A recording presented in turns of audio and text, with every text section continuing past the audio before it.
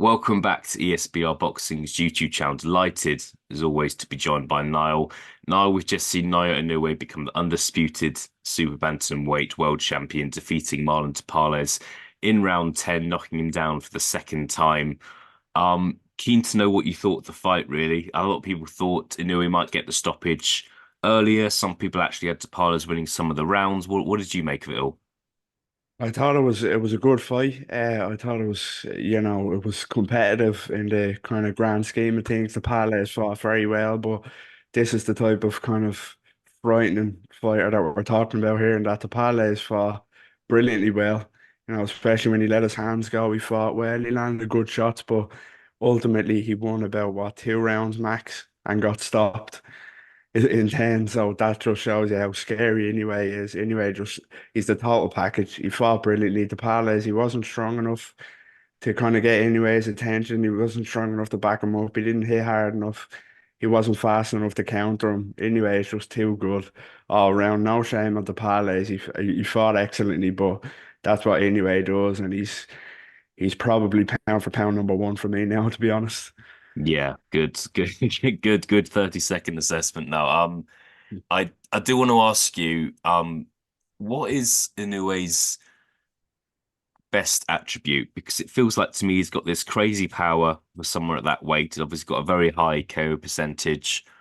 Also, for me, it's the durability as well, because it feels like Tapales had a lot of success compared to other fighters that Inoue has fought, but I question the impact that that had on Inoue. Um, there's obviously other things as well. You still had a fantastic work weight for going into round 10. What for you is the one fantastic attribute that Inoue's got? Well, as you mentioned, the durability is commendable. Like he proved that for the first time, I think it was against Daenerys when he broke his orbital bone, I think, and he carried on and dug through that. So that proved that he's incredibly durable. And again, as you mentioned today, he took some shots off the parlays and they didn't put a dent in him, to be honest. But it's hard to nail down one because that's why I think he's so brilliant and that he's so well rounded. Like his boxing IQ and his ability to make adjustments in that fight were magnificent. And his speed, as I mentioned before, he's not going to get countered by the Tapales because the Tapales was not quick enough. The speed is frightening. He throws 3 or 4 shots when it takes others to throw one or two. The speed, the IQ, the power. He's the most well-rounded fighter in the world for me. So it's hard to nail down one kind of outstanding attribute other than the power.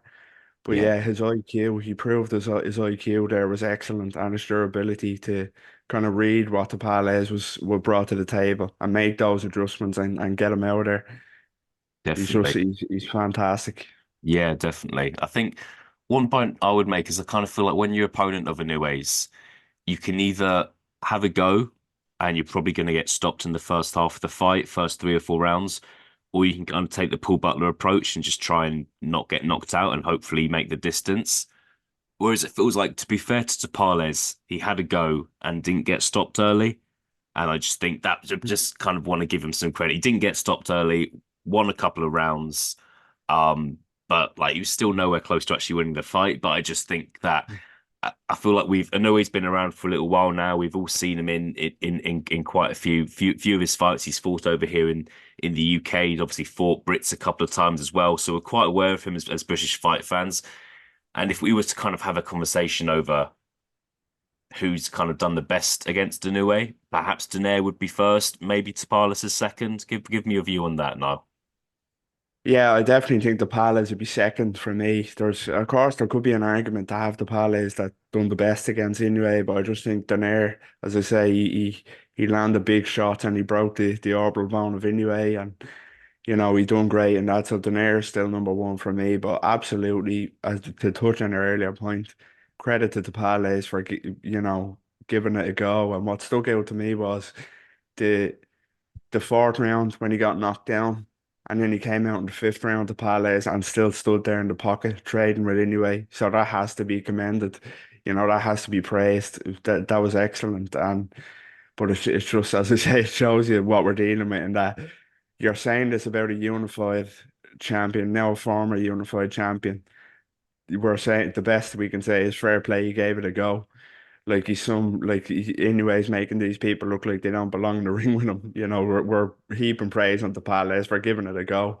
But yeah, he fought so well. He was it was a constant uphill battle for him tonight. But absolute credit to him. He is the second. He has had the second most success against Inoue behind the air for me. Yeah, yeah, is what it is. I do, you have to wonder whether we're ever going to see Inouye lose, come close to losing. Maybe it depends on what he does in the weight divisions. Just a couple of questions before we wrap up, Niall. You mentioned at the start of the video, Inouye is your pound for pound number one. It's a tough conversation because it's difficult comparing Inoue to, an Usyk or a Crawford because they're such different fighters. But obviously there's Crawford there, Bivol, Beterbiev, Usyk, other fighters as well. Why is Inoue your pound for pound number one? I think for me it has to be like ability wise. I can't remember the last time I kind of seen such a well-rounded fighter as Inoue. As I say, he has just everything. He's so quick. He's so technically brilliant. The power is pound for pound, probably number one, especially at the lower weight classes. It's ungodly power to go along with everything else, and just so quick and so durable as we mentioned too. So just all round ability wise. If you mentioned kind of resume, is the Fulton win better than say Errol Spence? The Errol Spence win, who knows? But they're definitely one and two, whatever way you want to have them. Or Crawford and Inoue, you know, they're kind of consensus number one and two now. But I just think Inoue, in terms of my preference and what I like to watch, and just how kind of spellbinding it is to watch him, I have to say Inoue's number one, and I think he is going to cement that going forward as he moves up the weight classes. Now, again, I think he's going to kind of make a stronger claim for that number one spot. But yeah, just pure talent. Like he has everything. There's no weak point in any way for me. Style wise, there's not. Yeah, yeah. Special fighter. Final question before we both get back to what we were going to do on Boxing Day without the Inoue fight anyway, Niall.